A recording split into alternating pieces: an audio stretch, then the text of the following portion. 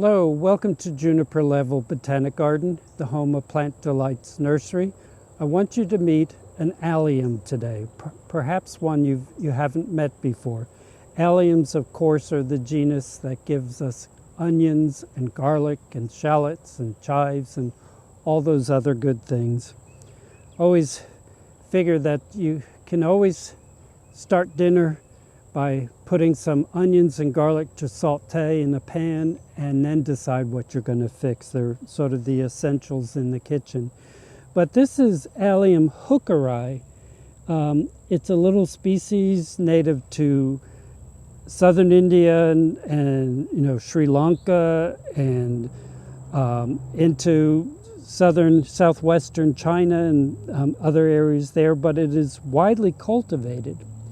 And I am just charmed by the little spheres of tiny white flowers because they look like little crystalline balls, the whole inflorescence. But it's actually very commonly grown as an edible plant. And it's one of the plants that are called garlic chives.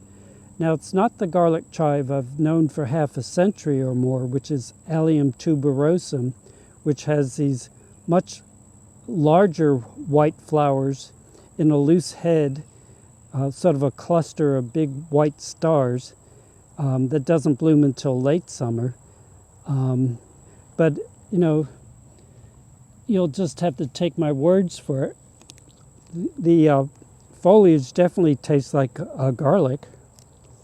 I could see using it in any recipe that calls for garlic chives. Probably good as a garnish. Raw for a little extra punch of garlic. But it's been blooming probably for all of July, and it's now almost August. It's in a location that has gotten shady.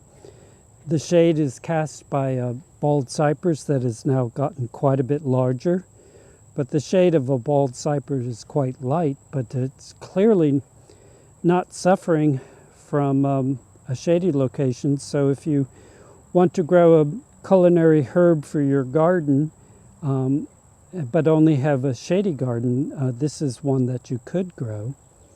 And I noticed that it's going to continue blooming. There's a number of scapes rising up from the crown of the plant that aren't even open yet. So a long season of bloom, an edimental and ornamental plant that is also edible.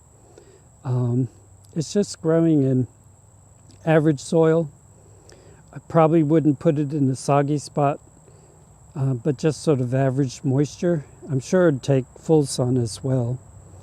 But Allium hookeri, charming little thing, but I'm sort of pleased to know there's also one that can be used in the kitchen.